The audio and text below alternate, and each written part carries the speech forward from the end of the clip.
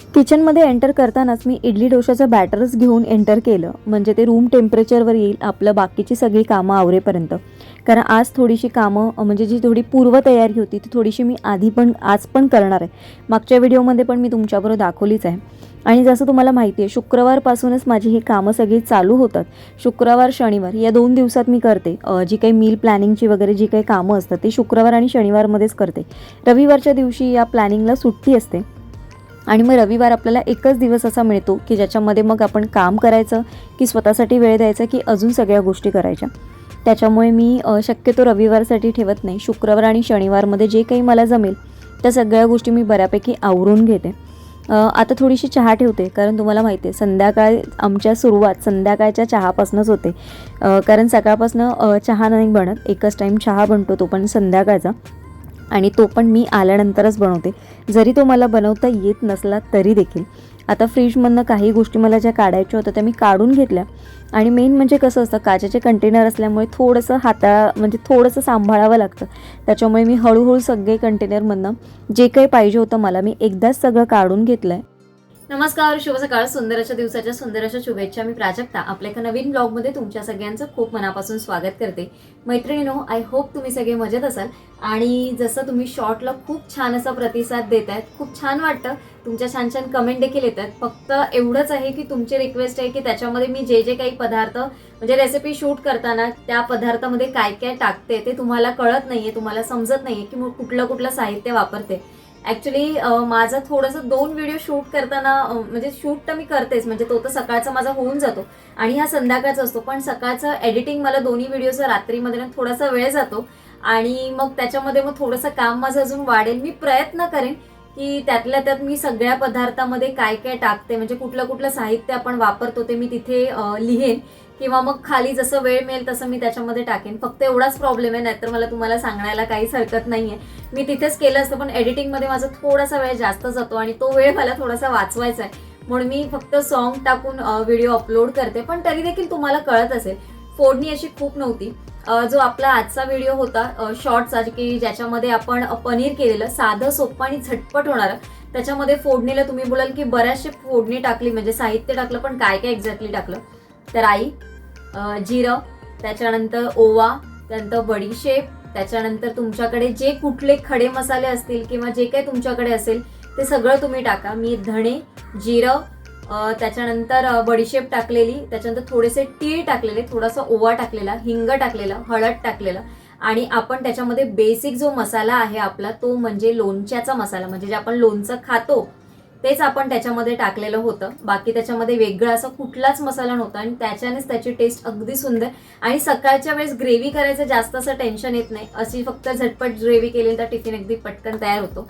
येणाऱ्या ब्लॉगमधनं मी रेसिपी म्हणजे दाखवते तुमच्यावर, त्याच्याबरोबर त्याचं जे काही साहित्य असेल दाखवण्याचा प्रयत्न करते. तर प्रीतीताईंनी देखील एक कमेंट केलेली की हे तू जे तांदूळ ठेवतेस म्हणजे ते दाखवलेस ते तू त्याला लेबल वगैरे करून ठेवतेस का?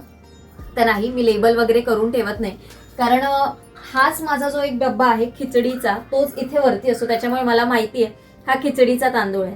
आणि बाकी जे आहे जो आपला डेलीचा वापरते मी वाडा कोलम, तो मोठाच डब्बा असतो, कारण ते जास्त तांदूळ असतात त्याच्यामुळे तो मोठा असतो, त्याच्यामुळे तो ओळखण्याचा प्रश्न येत नाही. बासमती तांदूळ तर असे देखील आपल्याला कळतात, कारण बासमती तांदूळ आणि हे याचीच बरणी एकत्र आहे, म्हणजे एकाच वेळेस म्हणजे एकाच सारखी दिसणारी आहे. आणि ते तांदूळ मोठे असतात त्याच्यामुळे ते सहज इझिली ओळखले जातात. आपल्याला कोणालाही डोळे झाकून ओळखता येतात की बासमती तांदूळ आहेत ते. आणि आंबा मोहर म्हणाल ना तर ते इथे ठेवत नाही मी, आणि त्या तांदळाच्या बरोबर पण नाही ठेवत. मी वेगळी ठेवते, वेगळी जिथे माझ्याकडे रॅक आहे त्याच्यामध्ये ठेवते. आणि ती छोटी डब्बी आहे, म्हणजे तुम्ही बघितली असेल बॉटल, आणि ती बॉटल पण वेगळी आहे डिझाईनने, त्याच्यामुळे मला इझिली कळतं की त्याच्यामुळे मी लेबल लावत नाही. आणि दुसरी गोष्ट, त्यांनी असं मला म्हटलेलं की तुझे पाय दुखत नाही, कारण सगळ्याच गोष्टी तू या किचनच्या इथेच उभी राहून करते. तर नाही, अजिबात नाही दुखत. म्हणजे मला सवय आहे, म्हणजे मी बसून काम कमी करू शकते आणि उभं राहून काम जास्त करू शकते, कारण आत्ता हॉस्पिटलमध्ये एवढी वर्ष काम करून ती सवय झालेली आहे. आत्ता तरी थोडंफार जसं जसं आता आपण सिनियर होत जातो कामामध्ये तसं तसं थोडंफार बसायला मिळतं. पण जेव्हापासून म्हणजे स्टुडंट लाईफ होती, जेव्हा मी नर्सिंगचं ट्रेनिंग घेत होतो तेव्हापासून तर म्हणजे तेव्हापासूनचीच ती सवय आहे की म्हणजे 12-12 तासाची ड्युटी असायच्या पण बसायला नाही मिळायचं. म्हणजे आपली जी असायच्या ज्या सिस्टर्स त्या उभ्या बसलेल्या असायच्या आणि आम्हाला तिथेच उभं राहायला लागायचं टेबलच्या खाली. मग सिस्टर बोलायच्या याचं टेम्परेचर घे किंवा याचं BP घे. तर आम्ही कंटिन्यू ते वॉर्डमध्ये फिरतच असायचो. त्याच्यामुळे बसण्याची अशी सोय नव्हती. जसं मी वाडियाला होती ट्रेनिंगला, तर तिथे तर काय बसायला काय म्हणजे इकडे तिकडे असं बघायला पण वेळ नसायचा आम्हाला. कारण तुम्हाला माहिती आहे वाडिया आणि सायनला होती मी ट्रेनिंगला, त्याच्यामुळे पेशंटच एवढे होते ना की तिथे तुम्हाला वेळच नव्हता. म्हणजे तुम्ही बसून काही कामच नव्हते करू शकत. त्याच्यामुळे ती सवय आहे मला. मी बसून काम अजिबात करू शकत नाही. आणि मी इतर जरी मला खाली वेळ असतो ना रिकामी, तेव्हा मी काही ना काहीतरी किचनमध्ये काही ना काहीतरी करतच असते. त्याच्यामुळे तीच मला सवय. पाय दुखत नाही. ऍक्च्युली मी खाली जास्त बसत नाही. आमच्याकडे काही असं मोठा असं डायनिंग टेबल आणि चेअर वगैरे असं काही नाहीये की जिथे मी बसून त्याच्यावरती चॉपिंग किंवा काही सोलू शकते, असं आमच्याकडे नाहीये. त्याच्यामुळे ते बसत म्हणजे तिथे मी बसू नाही शकत. आणि मग ते एक चेअर घ्या, त्याच्यावरती वेगळा टेबल घ्या, मग ते ठेवा आणि मग त्याच्यावर मग क्लीन करा भाज्या वगैरे, तिथं अजून खूप डिफिकल्ट होऊन जातं. त्याच्यामुळे मी ते करत नाही. आणि व्हेरिकोस वेनचा प्रॉब्लेम असल्यामुळे ना मी खाली लादीवर बसून त्या गोष्टी करू शकत नाही. मी जास्त वेळ मांडी घालून बसू शकत नाही, जास्त वेळ चेअरवर म्हणजे असे खाली जर मी पाय ठेवलेले असतील तर ओके, पण जर ते पाय जर माझे खाली जमलेला चिकटल्याने वरती राहिले तर पायाला थोड्याशा मुंग्या वगैरे येतात. मग तो थोडा मला त्रास होतो. त्याच्यामुळे मी जेवढी चालत राहीन, जेवढी अशी फिरत राहीन, तेवढं माझ्यासाठी पण चांगलं असतं. तर आय होप तुम्हाला म्हणजे तुम्ही काळजीपोटी विचारलं असेल मला की तुझे बघून आमचे पाय दुखतात, कारण तू बरंचसं काम हे उभं राहूनच करत असते. पण याची सवय झाली आहे मला, त्याच्यामुळे अजिबात काही वाटत नाही. आणि म्हणजे किचन ही अशी गोष्ट म्हणजे गोष्ट म्हणण्यापेक्षा ती एक माझी मैत्रिणीच आहे की जिच्यावर मी दिवसभर म्हणजे बोलतो ना आपण एखादी मैत्रीण भेटली की आपण तिच्यावर किती गप्पा मारला तरी आपलं पोट भरत नाही. तसंच माझं आहे. माझ्या किचनमध्ये मी किती वेळ उभी पण राहू शकते आणि तेवढा वेळ किचनमध्ये काम देखील करू शकते. म्हणजे किचनबद्दल बोलताना तुम्हाला बघा मी किती भरभरून बोलते, किचनमधले नॉनस्टॉप बोलते. तर असंच काहीसं असतं माझं किचनमध्ये आल्यावर. म्हणजे कितीही मी कामावरनं जरी दमून आली असेल ना, अंघोळ केली, फ्रेश झाली ना, की एकदा किचनमध्ये आली की माझं परत तेवढ्याच जोराने काम चालू असतं. कधीतरी येताना असं मला वाटतं की मी खूप आज थकली आहे, आज सगळं नको करायला, आज थोडंसं काहीतरी करू. पण एकदा इथे आली ना आणि मी चहा ठेवला ना की सगळं म्हणजे मी वेगळ्याच ह्याच्यामध्ये जाते की अरे चला आता आज काय करायचंय, चाट बघूया किंवा लक्षात आहे तर चाटमध्ये नको असेल तर मग वेगळं काहीतरी बनवूया आणि मग त्या अनुषंगाने कामं करा. आणि रोज काही ना काहीतरी किचनमधल्या गोष्टी तर मी नवीन नवीन घेऊनच येत असते ज्या आपल्या रोजच्या लागतच असतात.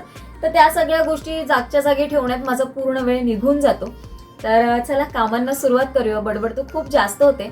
आणि आजच्या ब्लॉगमध्ये तुम्हाला आपल्या एका मैत्रिणीचा व्हिडिओच्या शेवटी तुम्हाला तिची व्हिडिओची क्लिप 1 मिनिटाची ती बघायला मिळेल. तर ती शेवटपर्यंत बघा. तिला देखील सपोर्ट करा. तिच्या चॅनलसाठी तिला काही सजेशन्स असतील तर सांगा, कमेंट करा. तिच्या देखील चॅनलवर व्हिजिट करून तिला कमेंट करा, म्हणजे तिला देखील छान अशी एनर्जी मिळेल. आणि माझ्याकडनं तिला काहीतरी मदत झाली तर मला देखील ती आवडेल. तर चला सुरुवात करूया आपण ब्लॉगला.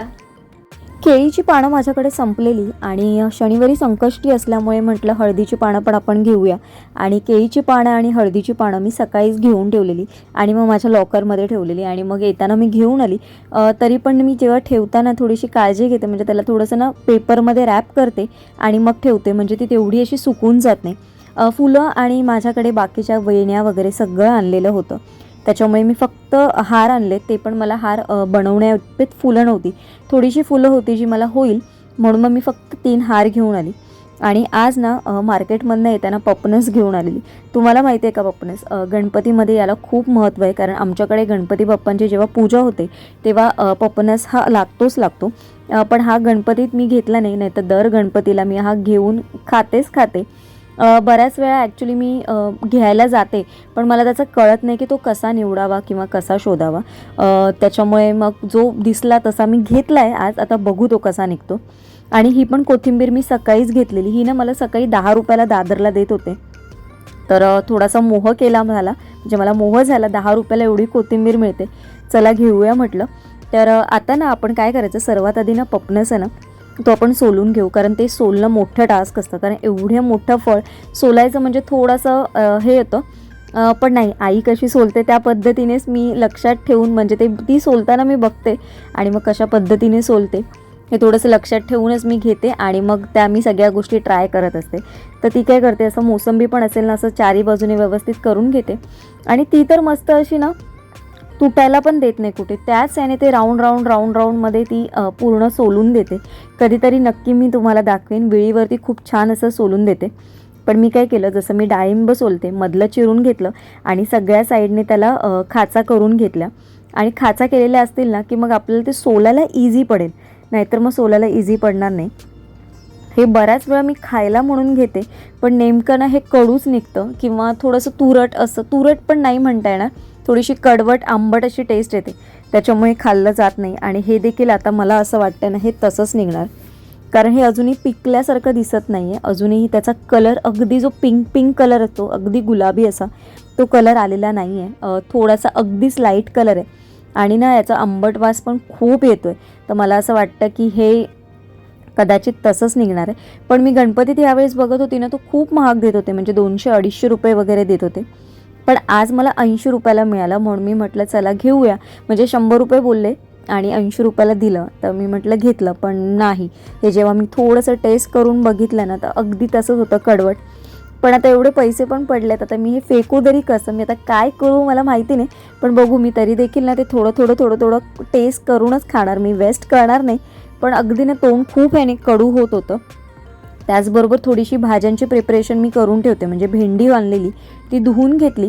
आज मला थोडंसं कामांचं म्हणजे लोड कमी होतं, म्हणजे जेवणाचं वगैरे एवढं असं काही नव्हतं, त्याच्यामुळे मी म्हटलं भेंडी पण करून घेऊ. त्याचबरोबर मला वाटप तयार करून घ्यायचं आहे, त्याच्यासाठी लसूण करायची होती. आलं लसूणची पेस्ट नाही करायची मला, पण बऱ्यापैकी लसूण सोलून ठेवायचे, कारण आता टिफिन रोज चालू झाल्यापासून सकाळच्या भाजीला फोडणीला वगैरे लसूण लागते.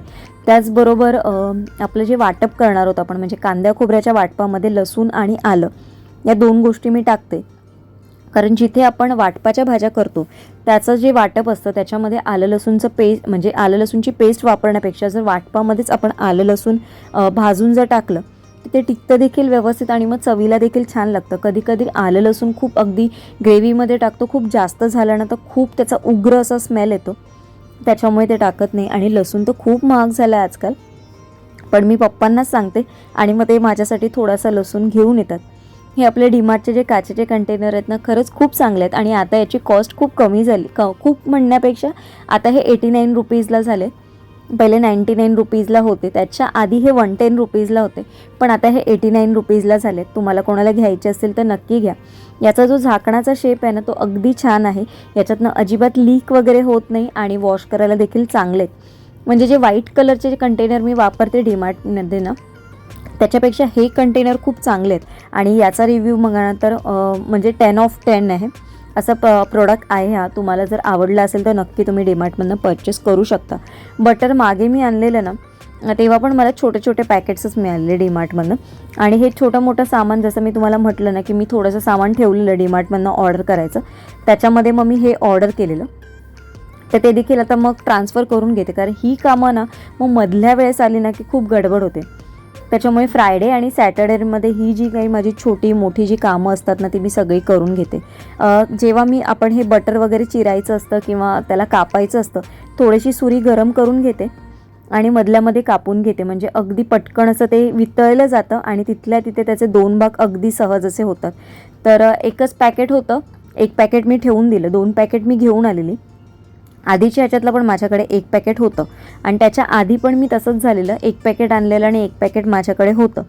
तर 1 पॅकेट थोडंसं स्पेअरमध्ये आणलं की एकदम कट टू कट राहिलं की मग आणायला जाण्यापेक्षा म्हटलं चला आपण आधीच घेऊन ठेवू, कारण काही ना काहीतरी करणं तर होतच असतं.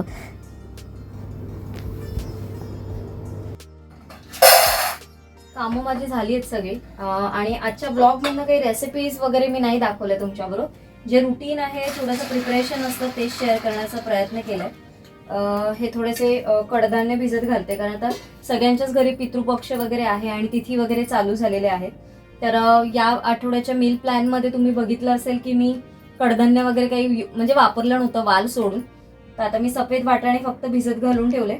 आणि इथे शिरा आहे, जो सचिनला सकाळी टिफिनला केलेला, म्हणजे सकाळी नाश्त्याला केलेला, त्याला टिफिनला पण दिलेला, पण तो उरलाय. तर मी काही संध्याकाळी खाल्ला नाही आणि मी पण काही घेऊन गेली नव्हती. तर आता जेवण झाल्यानंतर, सगळं आवरल्यानंतर मी गोड खाते कधीतरी, म्हणजे असं मला गोड खायचं असेल तर जेवल्यानंतरच मी खाते. तर आता थोडासा खाऊन घ्यायचा आहे आणि बाकीचं तर रुटीन झालंच आहे बघा. सगळी भांडी वगैरे पण घासून झाली आहे माझी, बऱ्यापैकी सगळी कामं आवरली आहे. आजचा ब्लॉग मी इथेच एंड करते. आय होप तुम्हाला आजचा ब्लॉग आवडला असेल. आजचा ब्लॉग थोडा जरी आवडला असेल तर लाईक, शेअर, चॅनलला सबस्क्राईब करायला विसरू नका. तुमचं काही सजेशन्स असतील तर मला नक्की कमेंटमध्ये सांगा. आणि या व्हिडिओच्या शेवटी म्हणजे आता जिथे आपला हा व्हिडिओ संपेल त्याच्या शेवटी आपल्या एका मैत्रिणीचा मी व्हिडिओ 1 मिनिटाची क्लिप ॲड करते. प्लीज बघा आणि तिथे जाऊन तुम्हाला जर तिचं चॅनल आवडलं तर नक्की सबस्क्राईब करा आणि छान छान कमेंट्स देखील करा. उद्या एका छानशा ब्लॉगमध्ये भेटेन. तोपर्यंत सगळ्यांना Shri Swami Samarth. Bye bye and take care. Hello, मी सुरेखा खालकर तुमच्या आजच्या छोट्याशा व्हिडिओमध्ये मनापासून स्वागत करते. सर्वांना श्री स्वामी समर्थ. तुमचा आजचा दिवस आनंदाचा आरोग्याचा जाओ ही स्वामींच्या चरणी प्रार्थना.